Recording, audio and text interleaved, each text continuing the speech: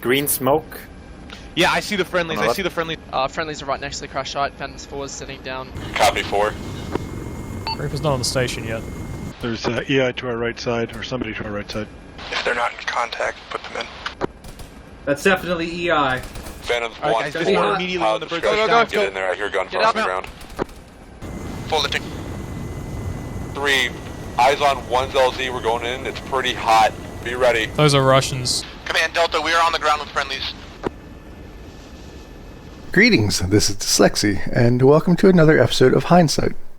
And boy oh boy, what an episode it is. Today we'll be looking at an unusual situation that happened in a quick reaction force mission that we played recently. This video will be covering that first, then afterwards I'll talk about some of the things that happened with my squad specifically. The first section is going to be a complex multi-perspective look at an incident, while the other one will be more oriented towards squad leadership. The mission here is one that we've played variations of for years and years. A Special Forces helicopter has crashed and we need to go find and extract them, as well as demolish the downed helo. Since we don't know where exactly they are at the start, this is a mission in which planning has to happen quite literally on the fly. Now keep in mind that in the Shack-Tac cinematic universe, this kind of search and rescue happens all the time. We'll start with my perspective of the incident. I'm going to keep the SF team's icons hidden for now to better represent the search element's perspective. We had 4 Blackhawks, call signs Phantom 1 through 4, as well as 1 AH-6, call sign Reaper. En route to the search area, the platoon commander was mysteriously ejected from his aircraft and had to rejoin. This is what we call an omen. We might have a rescue mission underway right now. What happened? I missed that on the radio. The platoon commander is joining the Navy. Oh, nice. But like just him, not his helicopter. In a QRF, usually we'd have found the downed aircraft by the time we were roughly halfway through our search zone. This time it took longer, and eventually Phantom 4, carrying Delta, announced that they'd spotted the crash site, as well as the SF team in a firefight. Command Delta, we got visual on exchange of fire. Command Delta, crash site is marked. Damn, they almost didn't crash in the AO, and that would have been embarrassing. Delta was quickly landed in a hot LZ near the SF, called that they'd linked up, and more squads were inserted to follow them. Command Delta, we are on the ground with friendlies. From where my squad was in our helo, we simply waited to go in. Things on the ground had started to sound confusing. Chris, the Alpha squad leader, was trying to figure out where the SF team actually was. Command Delta, we're setting up a charge on the bird now. Alpha, go for Delta. Friendlies are not at the friendlies location mark. Have you linked up with them directly yet? Command Delta, sorry, Alpha, Delta, negative. Delta, who had noted linking up with them previously, apparently didn't actually have eyes on them, and the mark that had been made didn't have them there either. After a few minutes, the platoon sergeant who was riding with us, Bricks, asked the platoon commander what the plan was, since 2 squads, Bravo and Charlie, were still circling above after several minutes after Alpha had been inserted. Command Sergeant. Go. You still got 2 squads airborne. Do you want them in there? Yes, we're gonna bring them in. Well, we didn't pack a lunch for nothing. This seemed to spur us being brought into action, and we headed in. Over the radio, Freddy, the platoon commander, was now asking if anyone had made contact with SF. Has anyone actually made contact with friendlies yet? 3 copy. Delta, negative contact. Alpha. Command, Bravo on the deck. They hadn't. Bravo touched down ahead of us. Delta blew up the downed SF helo, completing 1 objective. On the way down, I noted to my squad that the SF team still hadn't been located. Scratch that, charge went off. Done before we get there. You say that.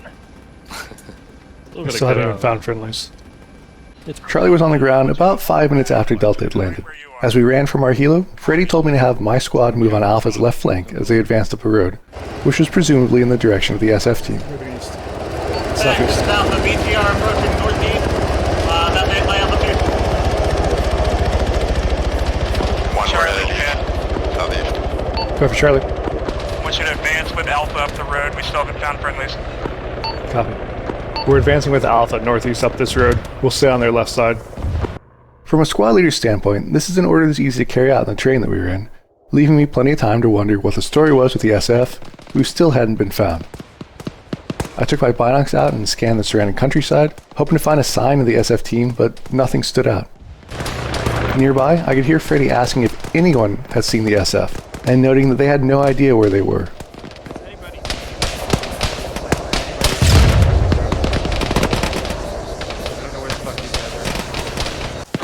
I kept checking as we advanced, but nothing stood out.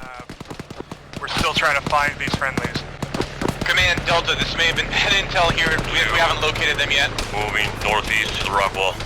Command, this is Alpha. We're entering the compounds assigned to us now. No sign of friendly. Roger, let's keep pushing. How the fuck do we still not know where they are? Looking at the map, a circle had shown up on it in an area that was northwest of the crash site. Moments later, the platoon was called to a halt. Platoon hold. It had been about 9 minutes since Delta had landed. Platoon back. Roger, I see it. Alpha, Charlie, Bravo. We're going to start withdrawing back to previous. We'd found the SF, and they were behind us. We'd been moving away from them the whole time. They were in the direction I had scanned, so how did I miss them? And how did Bravo, who was closer to that area, miss them as well? Basically, what was going on? That's the topic of our first section. How is it so hard for us to locate these guys? The answer is a great example of a cascading failure combined with unusual happenings. Later on, we'll talk about what happened after we located them, but for now, we're just focusing on the initial search effort. First, let's remember that the platoon commander, Freddy, was ejected from his helo on the way in. This became significant quickly.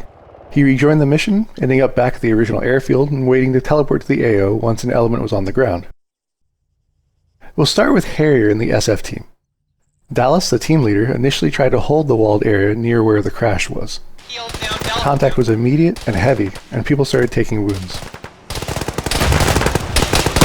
There's way too many guys in the southeast of town. Dallas, recognizing that they couldn't hold the walled-in area, began coordinating a move to the northwest. FTL's gonna patch himself up and get green team going, and then we're gonna try and bound out of here. Red team, if you can, cover us. As this was starting to happen, Dallas was shot and killed, passing the mantle of team leadership to Night Defender. I think he's split out with that. He's dead. Yep, Dallas is dead. There's some contact coming in. Night Defender then began the process of moving the team to the houses to the northwest. Everyone attempt to get to the northwest side. We're going to try and break to some houses to the northwest. Without a medic, leg wounds significantly impacted the small team, and each wound drained their limited medical supplies. Apache was hit and killed as they started to withdraw, and Harry had been legged and was trying to limp his way over. Harry's late, I'm not moving fast, I'll catch up. I spoke to severe. Hopefully you don't get shot. Hopefully. Those buildings to the northwest, I think, will give us better cover than where it got out here, so try and E me if you can. Or west-northwest. Above, someone spotted a helo. Helicopter overhead. If you need to ditch Friendly me, enemy. you can ditch me. Looks like a Black Hawk. Friendly, copy. Phantom 4, piloted by Irony, was the helo that had found the crash site. One of the Delta squad members on board called it out, along with tracers and an explosion. Yeah, if we don't find them after 5 minutes. Tally crash, bearing 245. Traces west. Explosion, you wanna call it, you want me to? 230. Delta lead communicated up as the FAC Cypher called all helos to head towards Phantom 4's area. Man, Delta, we got Understood, Reaper. on exchange of fire. All birds to Phantom 4. Roger. Running along, Noel and the SF team fired a red smoke signal to air. I'm popping red smoke. Above, a Delta member saw it and called it out. Delta, crash site is marked. Red smoke, south. Copy. I've got White smoke was also deployed in the area around the crash site, with at least 3 instances of it being present as Phantom 4 orbited. The SF were continuing towards the buildings. As they orbited, everyone on the helo was discussing what they were observing and trying to make sense of it. Irony remarked on the smoke. I'm assuming the red smoke is marking enemy. Phantoms 2, Phantoms 3, stay off station. Eagle Scotsman said they saw friendlies go into a building to the northwest. Reaper, copy. We are 3 clicks out. Copy. He was right, but the discussion moved past as if no one had heard him. It seemed only fitting that the one time we could actually understand Scotsman, nobody listened to him anyway. Another person noted that a green smoke had popped. Then Houseman, the Delta squad leader, said he had eyes on friendlies and they were near the shipping containers in a construction area. Green smoke. Yeah, I see the friendlies. I see the friendlies out the door window. They're by the construction crates. Irony and Houseman briefly discussed this. Bearing Construction 250. crates below us. Yeah, to the left of the helicopter. They're right near the crash site. Friendlies are right next to the crash site. Phantoms 4 is sitting down to the southeast, close up crash site. Phantoms 2, Phantoms 3, stay off station. Reaper, I want you on station providing support for the Phantoms 1 and 4 as we go in to drop off these trucks. Reaper copy, we are 3 clicks out. Having been told by command to do what seemed best, Irony decided to land. Yeah, to the left. This happened immediately after spotting the supposed friendlies. Friendlies are right next to the crash site. Phantoms 4 is sitting down to the southeast, close up crash site. Copy 4. The Reaper pilot, Winnie Friedel, noted that they weren't on station yet. Reaper's not on the station yet. But Phantom 4 was already on approach. In the middle of their turn to final, off the nose, Night Defender could be seen carrying Harrier into the building that the SF team had chosen. Irony had made his decision and acted on it so quickly that one of the best assets they had at determining the SF location, the Reaper's co-pilot with their sensor pod, was unable to make use of it in time. With Phantom 4 a few meters above the ground, Freddy had something to say. If they're not in contact, put them in. But it was too late. That's definitely They landed in contact. to our immediate right. Phantoms Alright, 1, guys, 4, just immediately on the bridge. Go, get go. in there, I hear gunfire Get on the out. ground. The position that had been so confidently called as friendly was actually occupied entirely by enemy. Phantom 4 headed off, taking a high orbit around the area. Critically, Houseman radioed up that Delta was now on the ground with friendlies, implying a link up with the Special Forces team. Command Delta, we are on the ground with friendlies. At the actual SF position, someone attempted to signal the approaching helicopters with smoke. There was smoke if you got it close by, they're orbiting close. Unfortunately, all they had at this point was white smoke, which isn't as clear of a signal for air. White smoke is generally used for concealment and screening, and since white smoke was popped in multiple places around the area, this was seemingly missed. They'd previously fired 2 red and 1 green smoke out, which ended up in a kind of confusing pattern from the air. Delta had landed right beside the crashed Ghost Hawk. Almost exactly 200 meters to their northwest, the SF team was occupying a single building. I think friendly's just inserted to the east. Alright, there's 3 more. Along that MSR. Looks like they're circling our old position. Did we smoke this position? Yeah, I popped a white smoke to the northeast real close. That's the only color I had. They'd just seen the insert and expected friendlies to be moving to them shortly. It would actually take another 12 minutes for the first friendly element, Charlie Squad, to link up with them. Let's go over the lessons learned for the insertion phase, then we'll move on to showing what happened after that. Phantom 4, as well as Delta, had good opportunity to identify the correct SF location before actually inserting.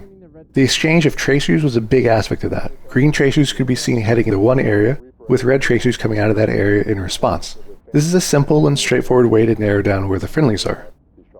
Additional context clues like the EI moving in singles or pairs, and the lack of an obviously human element using better movement techniques was a good sign that the infantry being observed were actually enemy forces. Another extremely significant clue was the red smoke. It had been fired by an underbarrel grenade launcher, and those smokes began emitting while still in the air. To see one like this, you can tell which way it was launched from by where the tail is pointing. From the pilot perspective, a few changes would have been significant. Orbiting on the weak side like this, where you'd have to look across the cockpit and past the person sitting in the co-pilot seat, gives poor visibility. A strong side orbit, in this case a right-hand orbit since you're sitting in the right seat, gives a significantly greater viewing area and allows a pilot to visually access without having to depend so heavily on the embarked infantry. Once Houseman identified supposed friendlies, Irony's best move would have been to make that same assessment on his own. A person in the back of the helo is worth listening to, but if you're the one flying, you should trust, but verify. Getting confirmation was essential here, because the infantry you're seeing are either one of 2 things, and you don't want to land by them if they turn out to be the enemy. Given the situation, there was no reason to rush this insert. Allowing Reaper to catch up, who was only a short distance behind, would have given a better means to assess the ground situation before committing to an insert, would have allowed it to provide direct cover on that insert, and this almost certainly would have resulted in Reaper's co-pilot finding the SF team in short order, or at least refuting Delta's sighting. Delta so confidently stating they found SF and were setting down by them, then calling that they were linked up, caused the Reaper co-pilot to immediately transition from search mode into support mode. It's also pure chance that Phantom 4 wasn't shot down on approach by an RPG, and of course you should avoid depending on luck for survival whenever feasible.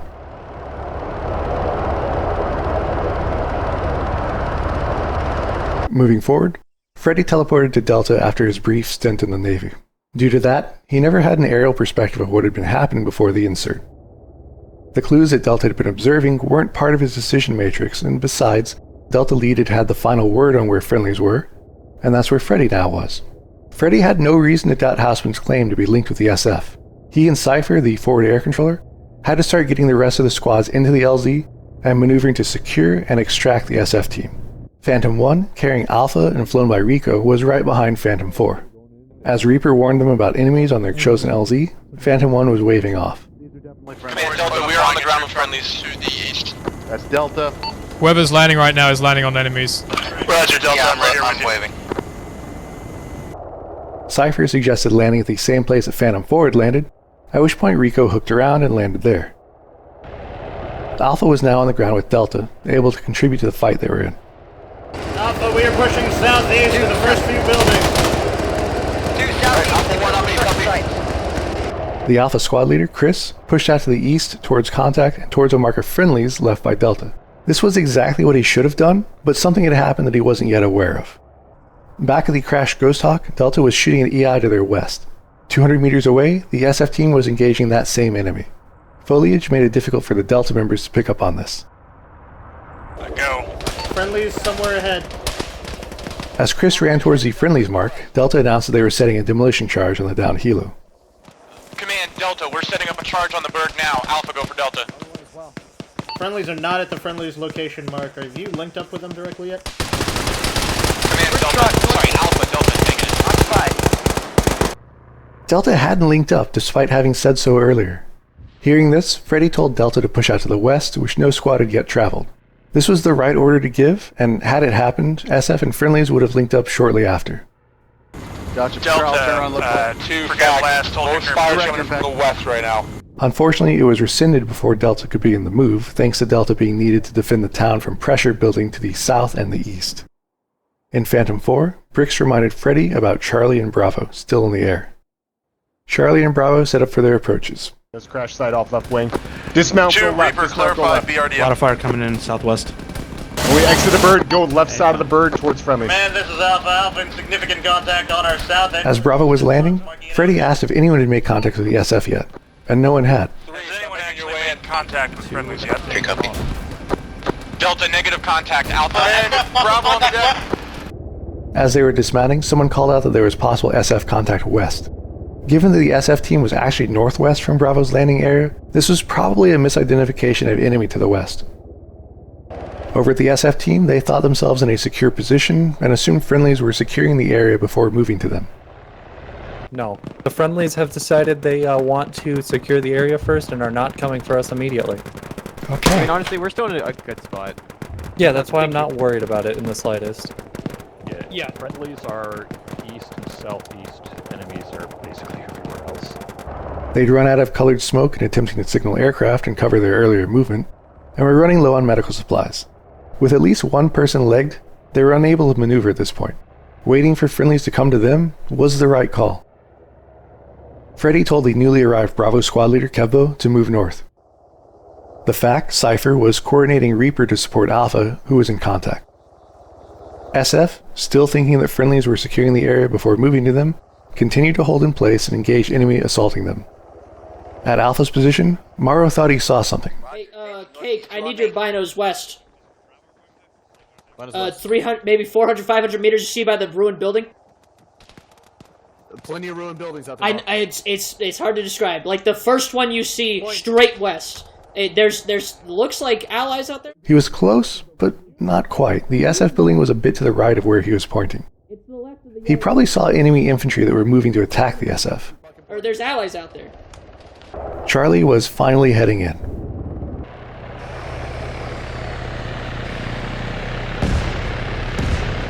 From Winnie's perspective in Reaper, as he looked back after one pass, he could see the helo wreck burning. At the same time, Delta Lead was telling Alpha to get clear of the wreck that they were about to blow. The problem was that it had already been demolished and Delta Lead just wasn't aware of this yet. Pushing his squad further into contact, Chris reiterated that he still had no eyes on the SF team. Still no eyes on friendlies though. Deleted old friendlies mark as inaccurate. Get off the fucking road! Charlie, command. Go for Charlie. I want you to advance with Alpha up the road. We still haven't found friendlies. BTR northwest. Left. Hang on, Impact. With Charlie advancing on Alpha's left flank, I kept scanning as we moved. As it turns out, I looked directly at the area the SF team was actually in, only to be defeated by foliage and the location the team had set up in.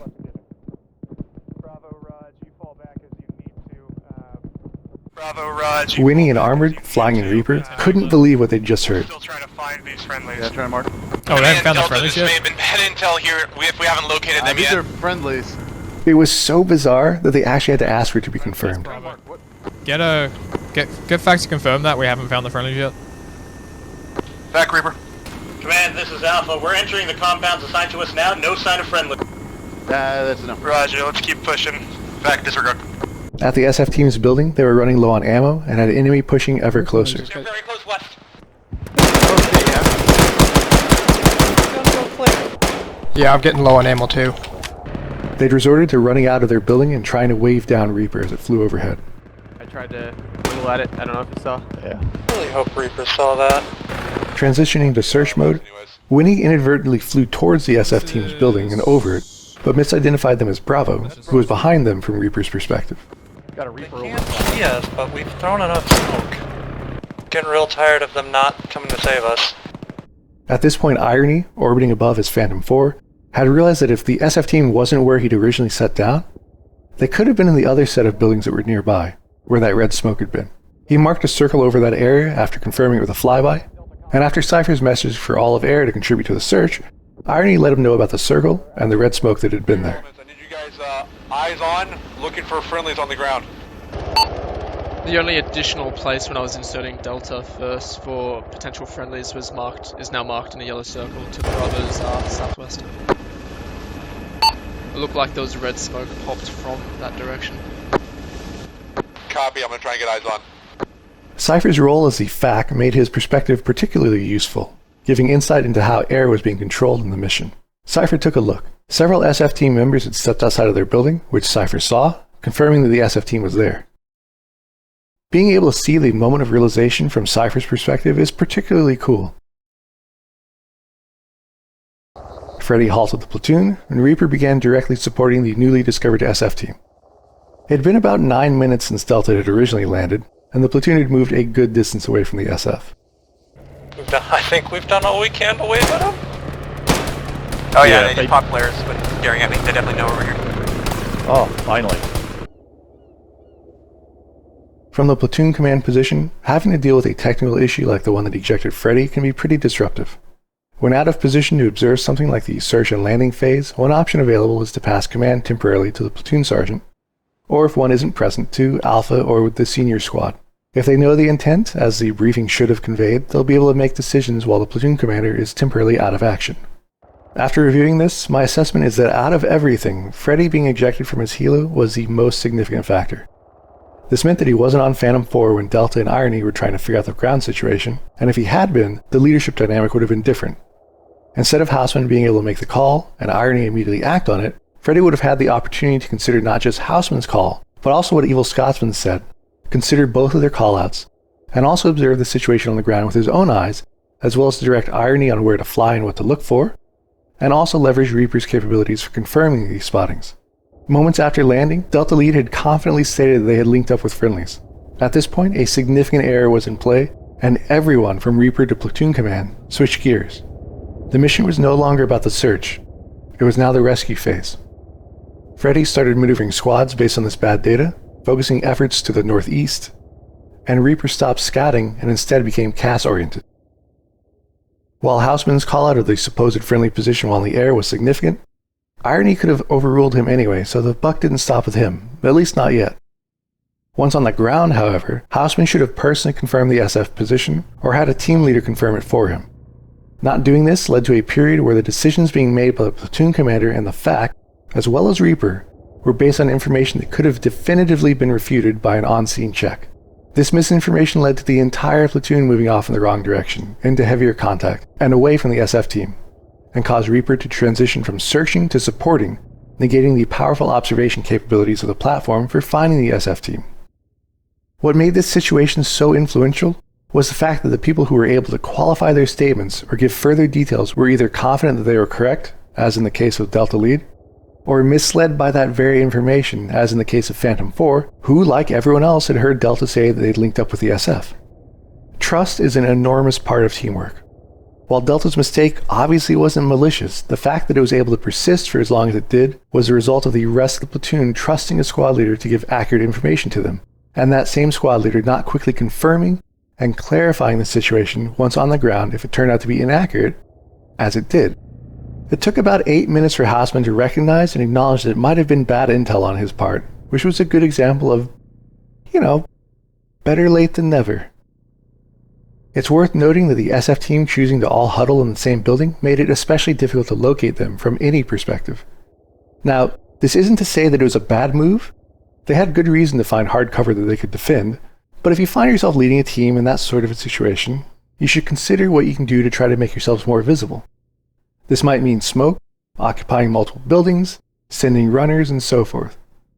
One of the most surefire ways to get a friendly helo to spot you on the ground during daytime is to fire a grenade-launched smoke round straight up into the air, as this is a highly visible signal, and it's only ever done as a signaling method. Since the original team leader died early on, it's understandable that some of these visibility measures weren't carried out in an ideal fashion.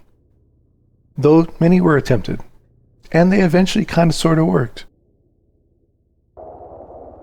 So that's the first part, but the battle was by no means over. Freddy had ordered my squad to fill the gap between Alpha and Bravo during our movement towards the SF. Looking at their relative positions and having heard Bravo taking contact, it became apparent to me that my squad had the greatest potential for movement at this point. As command relayed orders to Bravo, Crane Song, my medic, inquired as to the status of Sesame Chicken at our position. Say again for Bravo. This is bad. Bravo, move west. Link up with the friendlies with the friends marked. Squads north. Bravo copies, pushing west. I didn't have eyes on and couldn't remember if there was any left, and while I thought we did, I was unable to give her a definitive answer. Probably. While Bravo was stated as being the one moving to the SF team, I thought it likely they'd run into friction that would slow them down significantly. Positioned between two other squads, the only obstacle Charlie was likely to face would be to our front, and I'd yet to see anything that indicated that we would have trouble on the way to the SF location.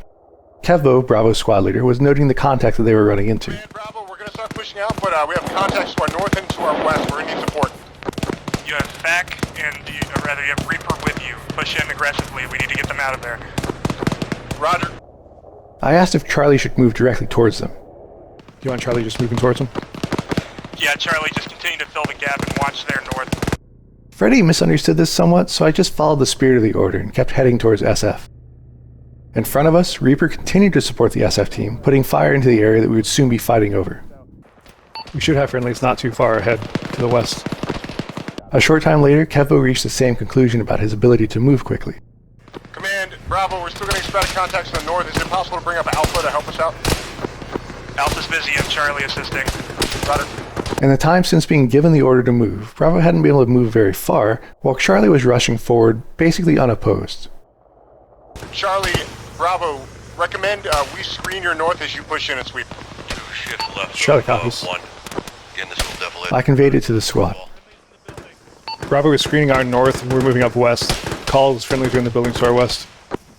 With Bravo to our right, and Alpha and Delta vaguely somewhere to our left-ish, I continued to push Charlie aggressively towards the SF location. The goal here was to get them extracted, and to do that, we'd need to not only secure them, but also make a perimeter around them.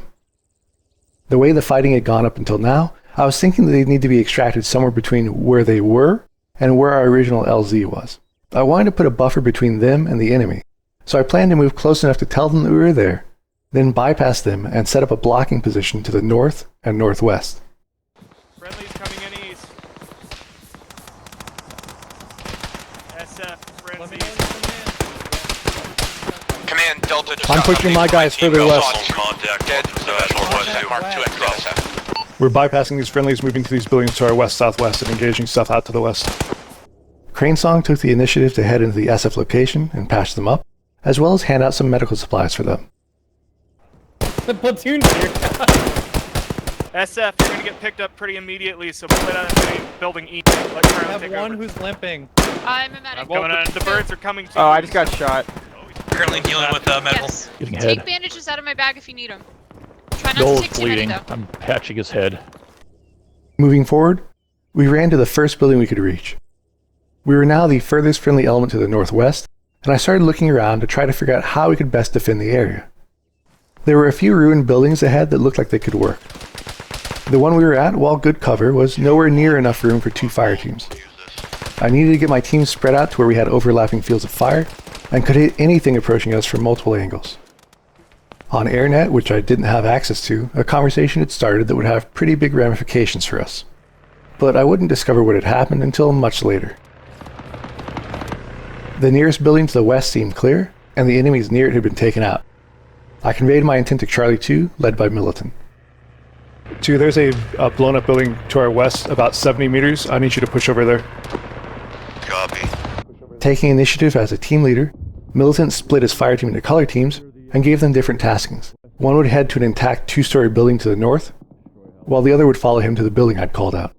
This was a good safety measure on his part, since we couldn't say for certain that the other building was actually clear. As Militant ran out with his yellow team, I followed close behind. As I ran, I could see Reaper engaging vehicles down the road from us, further into enemy territory. Charlie Command, we are getting the Special Forces dudes out. Once we have them, you can fall back. I reached the ruined building. On the road Reaper had just been engaging vehicles on, a UAZ with a Dishka drove up, firing at Reaper. Southwest. We engaged it, knocked it out, then Reaper did another pass down the road.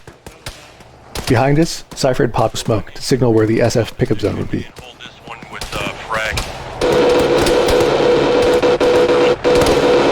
It was time for the SF to extract. Phantom 4, piloted by Irony, quickly flew in while Reaper covered. The LZ that was used was one that had become viable from Charlie pushing forward and broadening the perimeter, and SF rushed aboard the helo. Enemies showed up from a hill close to our north. Yes. The terrain in that direction wasn't favorable to us, but given the situation and the probability of us withdrawing soon, it wasn't really possible to do anything about it. After dispatching these, I ran to the colored team with the ruins closest to them. On the way, I heard the call that the SF team had loaded and Phantom 4 was now departing. Squad leader, SF team is being lifted out now. We never heard what was said on the AirNet at this exact moment, but it was important. Freddy told me to pull back to the southeast after noting contacts to my southwest, intending to establish a new perimeter and LZ for the rest of those on the ground. Charlie Command, contacts to the southwest, pull back southeast. We're going to start collapsing this back in. Since we were actively engaging enemies, it would be necessary to shoot our way into a lull before we'd be able to move. Enemy were close to our west, close enough that I was engaging them myself. After handling that, I checked the map again, and the mark was there. I let the squad know what was next. We're withdrawing southeast. There's a Charlie defense mark. We need to get over there. So let's do a break contact. A break contact drill essentially meant that each fire team leader would be responsible for moving back in the safest possible manner, and is often accomplished at the fire team level by color team bounds. Both team leaders called for one of their color teams to make the move as the other covered. I ran with Charlie 2.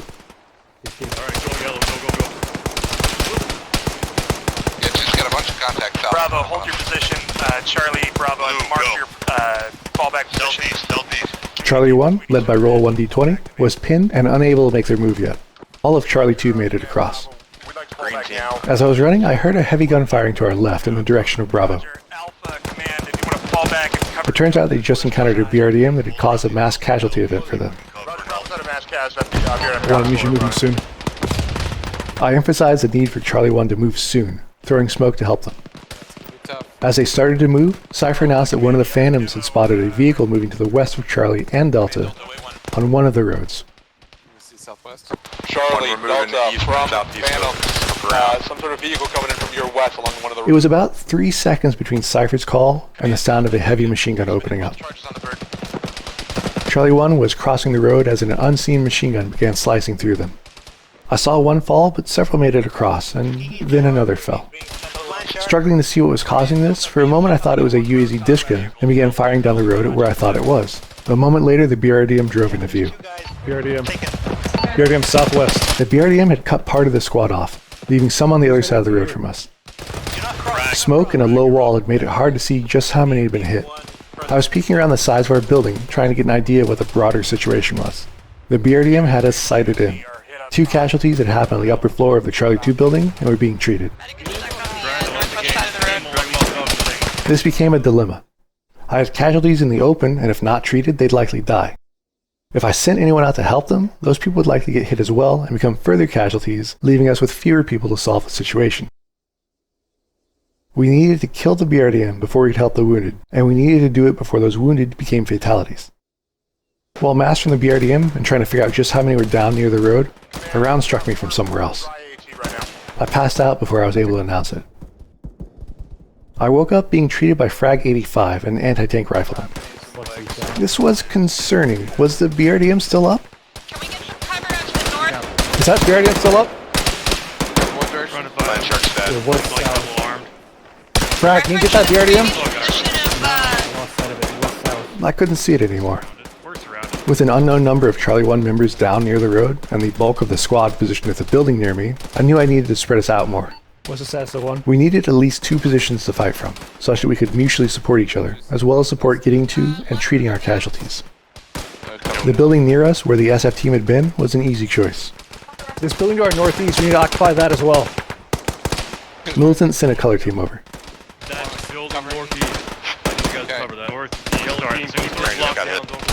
Smoke completely obscured the road from me now.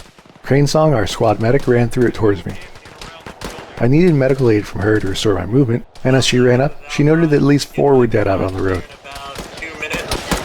How many legs? Not good. Someone called for roll. He was unresponsive. Killock, one of his fire team members, ran out into the smoke to try to find him. I realized there wasn't much the platoon could do to help us in our situation, as the only real viable positions nearby were ones that we'd already occupied. While it wasn't great, it also wasn't dire, and I felt we'd be able to sort it out pretty soon. If I asked for support, I'd pull someone away from defending the LZ, or interrupt their movement towards the LZ, which could become a worse issue in the future. When the smoke cleared, Roll and Killock were both unconscious a short distance away. It wasn't clear what had hit them. I looked around us again, weighing our options. There wasn't much we could do that we weren't already doing, but I did wonder, was anyone on the upper floor? Is anyone on the top floor of this building?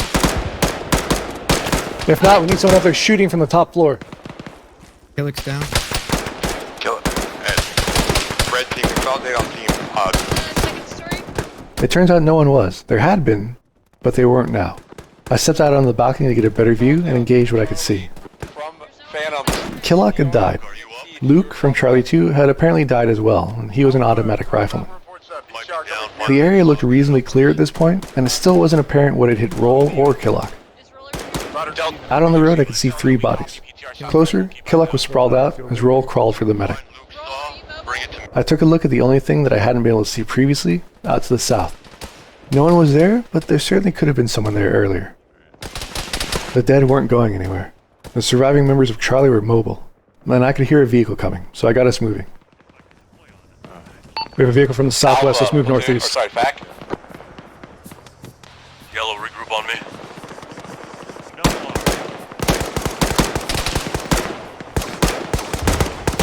Freddy checked in. We need to be moving very fucking soon.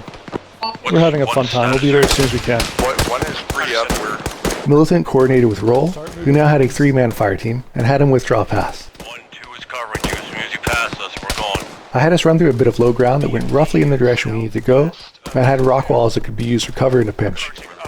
Now we're cutting southeast, follow behind these rock walls. As Charlie 2 started moving, I could see a Russian fire team coming down the hill behind them. I needed them to keep moving, so I simply began engaging it myself. We made it to our new defensive position without further incident.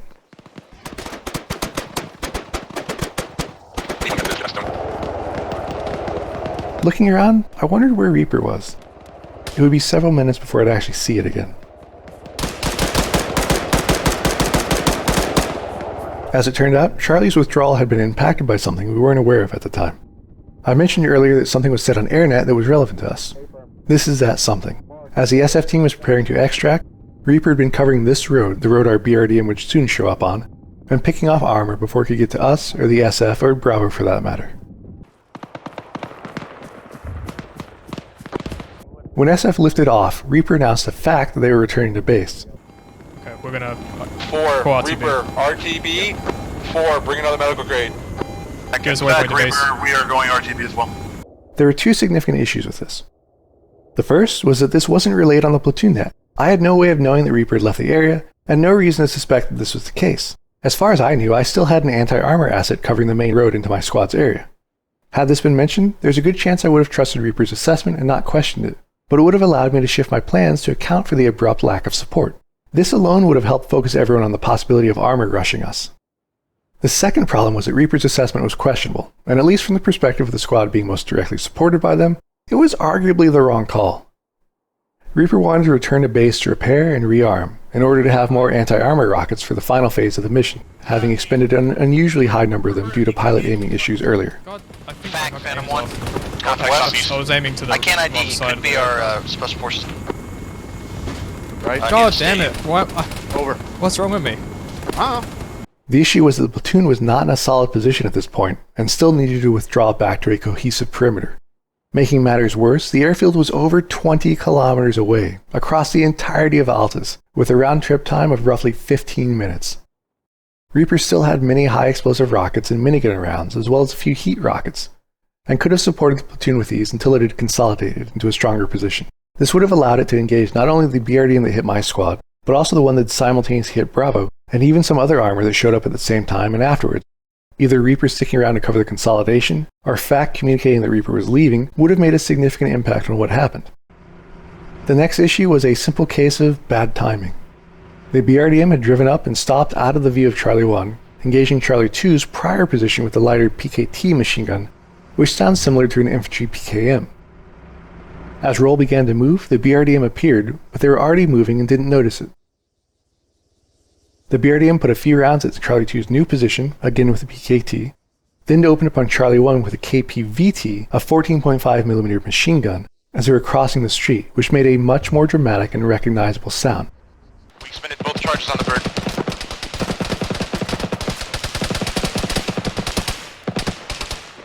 Tuskegee and Landshark were shot and fell near the road, with Landshark being one of our anti-tank members. Cranesong and Luke were stuck at the ruins, not having crossed yet due to medical issues with Luke. The rest of Charlie 1 had made it across. When Roll realized that some of his team hadn't made it across, he rushed out into the smoke, linking up with Killock near a low stone wall. Having been knocked out earlier, Luke woke up and moved to go link up with his fire team, with Cranesong following behind. They started to make a run through the smoke, only to have the BRDM open up on them. Crane quickly ducked back behind a boulder, but Luke ran forward and dove prone, then began crawling for the safety of a rock wall in front of him. He didn't realize that Landshark with an AT-4 on his back was downed in front of him. It didn't really matter, as the BRDM engaged and tore Luke apart, killing him instantly. A moment before I was shot and passed out, the BRDM just left. It wasn't immediately obvious when I woke up again, meaning that it was still a part of my threat considerations as I worked on solving the situation that we were in. Killock ran back to the building and began firing from the top floor as Roll attempted to stabilize Tuskegee, who died before he could manage it. Luke, Landshark, and Tuskegee were all now dead a few meters from each other. Crane ran across the street, but confusingly, Goffreys ran out towards her in the bodies, likely attempting to help, only to get shot down. Crane patched him up, then he ran back, followed by Crane and Roll. Roll was hit and collapsed, which lured Killock out to help him, which got Killock killed. Much of this can be attributed to a few EI who were in a blind spot from Charlie 2's position. The EI could see the road and the open space leading to Charlie 2's building, but there was no real position for Charlie 2 to see them.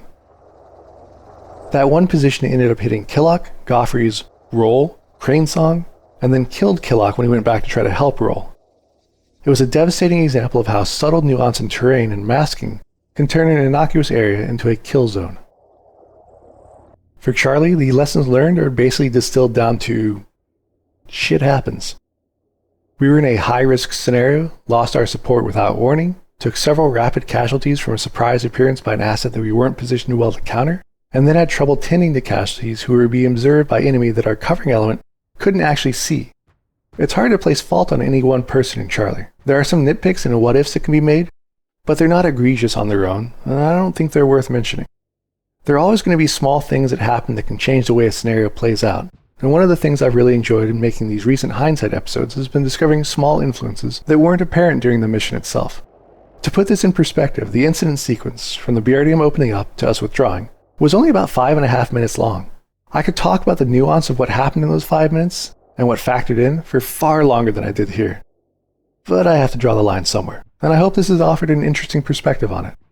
If you'd like to see how this mission closed out, take a look at the video of it that I've linked in the description. When the mission concluded, Casualties had overall been relatively light. The SF team lost 2 right away, but the rest of them were extracted. When Bravo and Charlie were hit by the BRDM pincer attack, Bravo lost 1 member, thanks largely to the encounter being on more favorable terrain for them, whereas Charlie lost 4. Later, Charlie would lose another 2 when a BMP was able to fire over Delta and into our area. Delta lost 3 overall, including 1 person left at the LZ during the extraction. This scenario ended up being such an interesting one to dig into. 1 person being volunteered to skydive sans parachute had an influence that reverberated through the rest of the mission.